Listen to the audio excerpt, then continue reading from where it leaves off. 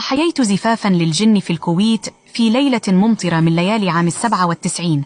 تلقيت اتصالا هاتفي من إحدى السيدات يوم عطلتي، وطلبت مني إحياء زفاف ابنتها الليلة. على الرغم إنه يوم عطلتي وافقت، واصطحبت فرقتي المكونة من 6 بنات، وعند وصولنا رحبت بنا أسرة العروس واحتضنونا. لكن لاحظنا أن ملمس أيادي أسرة العروسة غريب وخشن، وعند احتضاننا شعرنا بسخونة غير طبيعية. عندما بدأنا في الغناء والعزف على الآلات، وفي أثناء الغناء لاحظت العديد من الأمور التي تثير الرعب. كان اندماج أسرة العروس بشكل هستيري مع أغانينا ورقصهم بشكل غريب، وكذلك عندما رأينا إحدى السيدات تشد خصلة من شعرها في أثناء الرقص بهستيريا إلى أن قطعتها من رأسها وألقتها على الأرض وكان بها دماء. وأثناء الغناء كانت الصدمة الكبرى.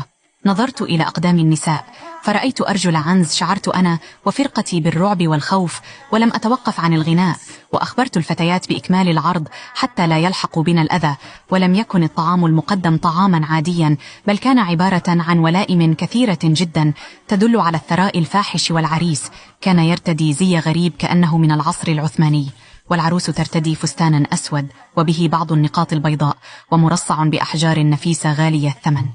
وخلال فترة الاستراحة ذهبت إلى إحدى الغرف في الدور الثاني، واستلقيت على السرير لشعوري بإرهاق شديد، وغفوت في النوم حتى رأيت كابوسا من خلال سيدة ترتدي فستانا أسود وشكلها مخيف، وكانت تركض خلفي وتصرخ. فاستيقظت مفزوعة من النوم للهروب من المنزل، وفوجئت بطفل صغير يخرج من إحدى الغرف وكان يركض نحوي، ولكنه توقف وصعد إلى الدور الثالث، فدفعني الفضول إلى الصعود وراءه. وبعد صعودي سمعت ضحكات طفل يهمس بجانبي، وعندما اقتربت منه دخل الغرفة، ثم أمسكت مقبض الباب ولكنه كان مقفولا بإحكام. قرعت الباب أكثر من مرة ولكن لا حياة لمن تنادي.